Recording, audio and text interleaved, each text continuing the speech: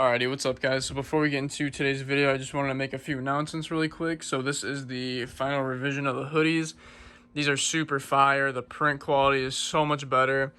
The inside is completely fleece. So these are super warm and super comfortable. They're 100% cotton. The strings are nice. We got like the metal tips and everything on here. Like even the inside of the pocket is fleece too. So these are super nice. I have 10 of these coming in. They should be here in a day or two actually. So before we get a big shipment of them, I just have the 10 coming in. And if you would like to pre-order one of the hoodies, so we're gonna have 5 white and 5 black. The white ones will have the Chicago part will be black. They're on the website right now, so you can see the pictures of them. But if you'd like to pre-order one of those hoodies, you can DM me on Instagram. I'll put my Instagram on the screen here now. And those 10 hoodies will come with a free sticker. So these stickers are also on the website now as well. So these stickers are live. The hoodies are still sold out right now. But once I get those 10 in, I'll update the stock. But yeah, we got the stickers in now too. So these are you can go on the website and buy these right away. But yeah, guys, if you'd like to help support the channel and the build, I'd really appreciate it. These have come a long way. The quality of these hoodies has gotten so much better. And even the quality of these stickers is really, really nice. I really like the vinyl transfer stickers, and we were able to get the E9X part made out really well. Even though it's vinyl transfer, like this isn't the easiest to do ever, but yeah, I think everything turned out super nice. So like I said, if you want to help support us and support the build, these stickers are going to be live now. Hoodies in a few days. Like I said, DM me on Instagram if you want to pre-order one of the hoodies. And yeah, I hope you guys enjoy the video. And I'll update you guys on the build as well. Alrighty guys, so far in terms of parts that I have gotten in for the car. So we have the Manley Extreme Duty pistons here. And then these actually come with the side skirts that are coated, so they're looking extra nice. And then it came with everything, obviously, the wrist pins, the rings,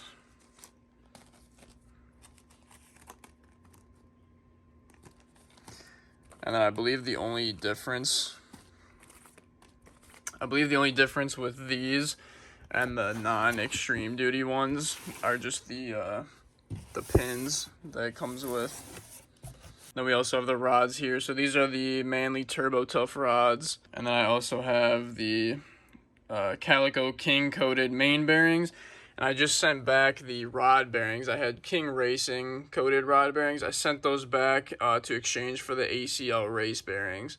So those are on their way to me now. I also have a Hidden Motorsports pinned crank hub on the way.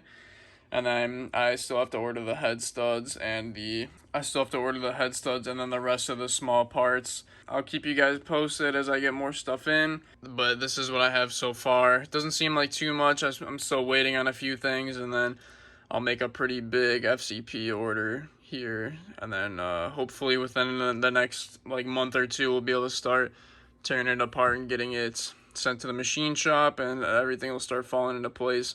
But like I said, I'll keep you guys posted on the rest of the build and as we update stuff.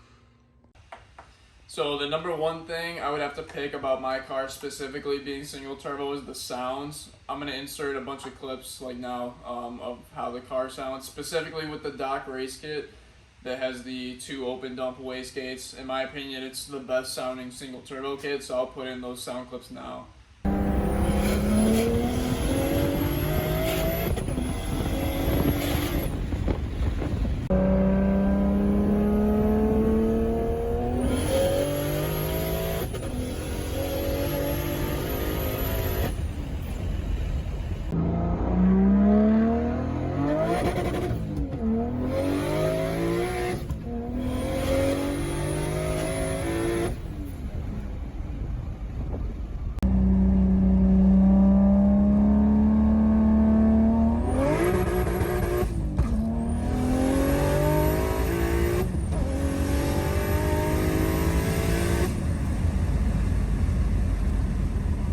In my opinion, being single turbo sounds significantly better than twins. I think it's just having one turbo to a bigger exhaust too it sounds so much better. I have the 3.5-inch VRSF race exhaust with a vibrant resonator welded in between.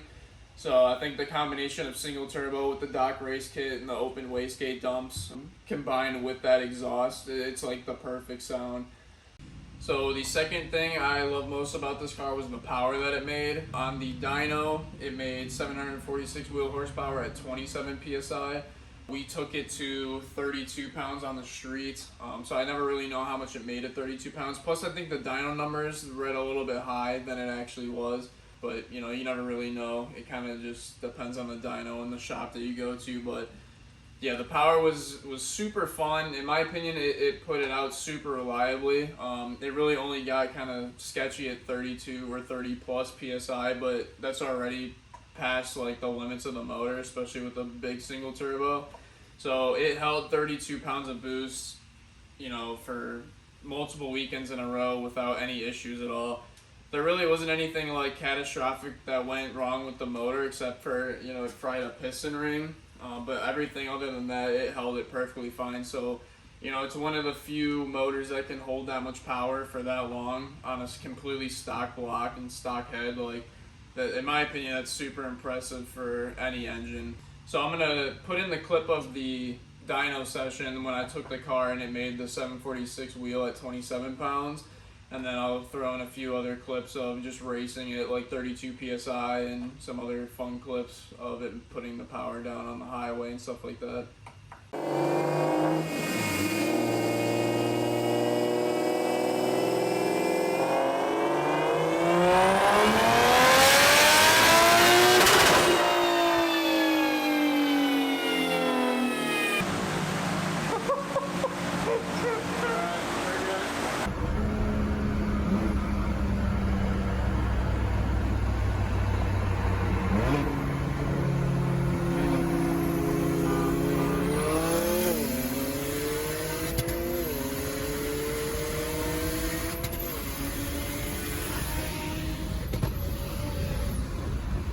So the third thing that I love most about this car is my RTD shifter. I'm going to get in car clips of the shifter here in a second, but if you've ever considered buying an RTD shifter, I would 1000% recommend it for these cars, if obviously for a manual trans.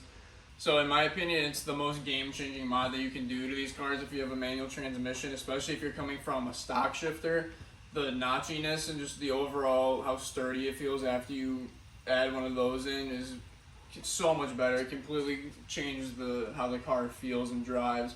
So since the trans is out of the car, I can't show you how crisp and nice it shifts, but I'll show you what the shifter looks like. And the build quality is so good on them. Like, it's honestly more of like a piece of art than it is a shifter, in my opinion. But like I said, it completely changes the way that the trans feels, and especially if you combine that with sturdy transmission mounts, like, best combination, easily one of the best mods I've done to the car. So this is the shifter arm that it comes with. So as you can see, there's no like rubber mounts or anything. It's just a direct connection from the shifter to the trans itself. So it takes all the slop and play out of the shifter, so it feels so much sturdier in the car. So I have the black aluminum one. So it being directly chassis mounted, like you can already see here, there's zero play in it. And then once it's connected to the trans itself, it just feels so much sturdier in the car. And just the overall feel of it when you're shifting is, like I said, it's the best, one of the best things I've done to the car by far. Plus it looks so nice. So the fourth thing that I love most about it is going to be the looks. In my opinion, E92 is one of the better looking body styles for these cars. 1 Series also is one of my favorites, but I think it just is a timeless design and it'll never not look good. That's why, you know, I've come to fall in love with these cars. They just look so good to me. Especially with a good set of Apex wheels. These will always be my favorite wheels, even though everybody uses them. But yeah, like I said, just this one's going to be short and simple, but the overall looks of these cars I just think will never get old. And it'll always be one of my favorites. So the fifth thing that I love most about my car is the community aspect of it. You know, I've met a lot of great people that have the same car, same motor. It's brought me into a new friend group. I've met some of my favorite people through owning this car and just going to meets and talking to people. So overall, just being in the car community with a BMW is one of the best in my opinion. Even though people argue that, you know, the N54 community is kind of dying and that, you know, just because of the type of people that own the cars, but I think there's a lot of true, like, good people out there that still, you know, build these cars and support the community. So I would say that, you know, the community is still one of my favorite things. You know, there's a lot of people that reach out to help you with, you know, getting parts, just talking about the cars, helping build them. So it's one of my favorite things, especially for me, because it's brought me on to meet so many, you know, people that have helped me build this car along the way. So that would definitely have to be within my top 5 reasons for why I keep and love this car. Alright, so I hope you guys enjoyed that video. It's something a little bit different because I'm kind of like out of content and things to do with this car since it's broken and I'm waiting for parts to have everything put together. So I'll keep updating you guys on that. So far, like I think I said in the last video, I have the pistons, rods, crank hub is on the way. I gotta get the head studs, and then I have all the bearings and all of that stuff.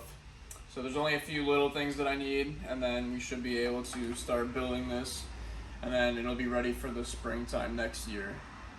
So make sure you guys like the video and subscribe for all the future videos that we're going to be coming out with. Like I said, the build's coming along on this, so we should be able to make some videos on this shortly. But yeah, I hope you guys enjoyed it, and I'll see you guys in the next one.